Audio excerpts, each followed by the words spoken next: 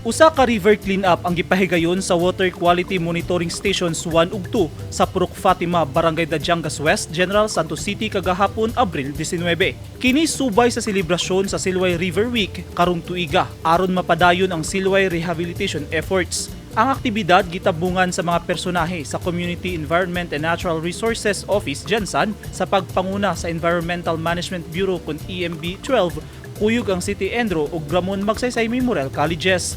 Human sa river cleanup, dala ang 150 ka mga punuan sa Nara ug Kawayan, gihimo ang tree planting activity didto sa upat ka water quality monitoring stations na nahimutang sa Barangay San Isidro.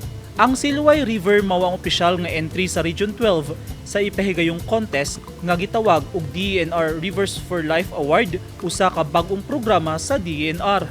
Ang Silway River apil sa top 5 sa listahan sa mga nominado alang sa DENR Rivers for Life Award 2022.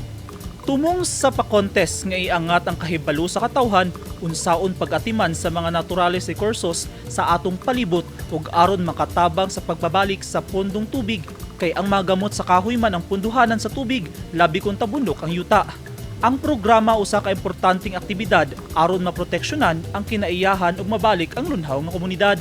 Kung sa General Santos City, nang limpyo ang taga-DENR sa ilang kasapaan dinhi sa Dakbayan sa Davao, gipang baklas sa mga personahe sa DENR 11 ang nanghitak nga mga campaign materials sa mga politiko nga wala musunod sa gilatid nga common poster area sa Commission on Elections, labi na ang mga materyales nga gipanglansang sa mga punuan sa kahoy.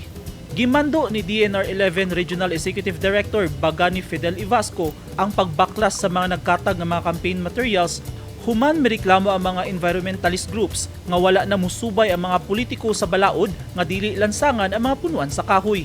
Subling nagpahimangno si Director Ivasco sa mga politiko ug sa ilang mga supporters nga sundon ang balaod ug dili magpataka og paskil sa mga posters sa mga kandidato sa punuan sa kahoy.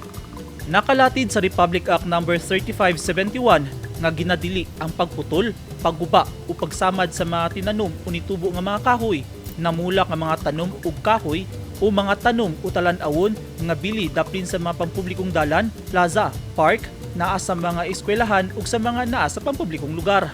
Ubos sa balaod, pwedeng mapriso o makamulta ang makasupak niini.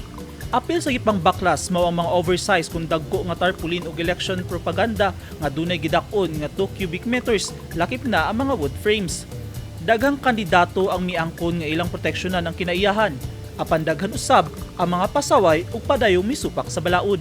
Eugene Hinutan, Newsline Philippines, Davao Region. Stay safe.